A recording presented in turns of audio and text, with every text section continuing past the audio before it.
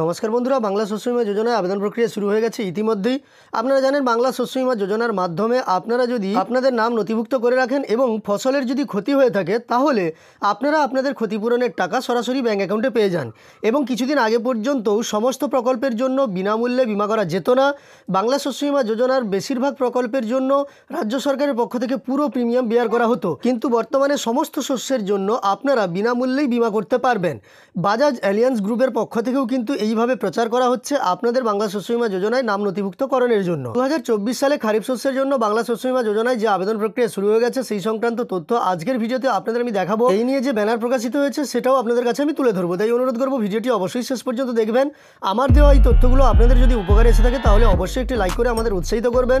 সেই সঙ্গে এই ধরনের ভিডিও আরও পাওয়ার জন্য চ্যানেলটিকে সাবস্ক্রাইব করে পাশে থাকা নোটিফিকেশন বেল আইকনটাও অল করে রাখবেন। তো দেখুন, এই নিয়ে যে ব্যানারটা প্রকাশিত হয়েছে তাই আপনাদের সামনে আমি তুলে ধরলাম। দেখতে পাচ্ছেন বাংলা শস্য বীমা খরিফ 2024 বাংলা শস্য বীমা প্রিমিয়ামের পুরো খরচ দিচ্ছে রাজ্য সরকার। রূপায়ণকারী সংস্থা Bajaj Allianz general insurance company limited, Paschimbanga সরকার এবং Bajaj Allianz general insurance company লিমিটেডের মিলিত উদ্যোগে খারিফ 2024 মরশুমে প্রযুক্তি নির্ভর বিমা প্রকল্প পশ্চিমবঙ্গের জেলায় রূপায়িত হচ্ছে।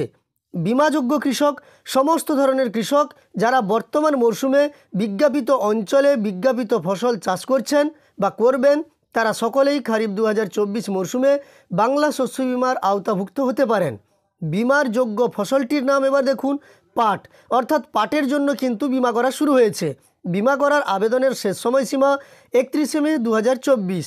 ক্ষতিপূরণের বিভিন্ন পর্যায় প্রকল্প বিধি অনুযায়ী প্রযোজ্য, যেমন মরশুমের শেষের ক্ষতিপূরণ আধুনিক কৃত্রিম উপগ্রহ ও রিমোট সেন্সিং প্রযুক্তির মাধ্যমে মরশুমের শেষে চটজলদি ক্ষতিপূরণ পাট নির্ধারণ ও প্রদান।